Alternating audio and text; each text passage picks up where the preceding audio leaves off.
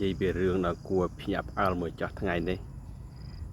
ប្រពន្ធប្រើឲ្យមកកាត់ស្លឹកគ្រៃហើយនឹងបេះស្លឹកក្រូចសើចកំពុងតែបេះស្រាប់តែប្រទះនឹងសត្វឡាំដួយមួយភ្ញាក់ចង់រត់ទៅវិញនេះ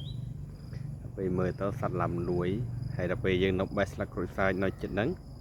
វាអត់រត់វាស្អិចចិត្តនៅសងំស្ងៀមអត់មានកម្រើកអីទាំងអស់ហើយក៏ឆ្លៀតឱកាសនេះក៏ចាប់ដើមថតមួយទុកជាអនុស្សាវរីយ៍មកទៅព្រោះពេលយប់ផងហើយរៀងខ្លាចមកសត្វឡាំដួយតែពេលតែហៅលេងតែបើយើងធម្មតាហៅថាសត្វបង្គួយតែស្ដាប់មិញហៅទៅឡាំដួយដូចប្រុសស្ដាប់ដែរបាទនេះអត់មានកម្រើកទេនៅសងំស្ងាត់ឈឹងមកបានលើដើមក្រូចសើចថ្ងៃមុនថតបានកន្លែងនឹងម្ដងហើយតែថ្ងៃនេះពេលយប់អីនៅមកដល់វានៅតុំកន្លែងនឹងទៀតបាទកន្លែងណាសុកសានរបស់វា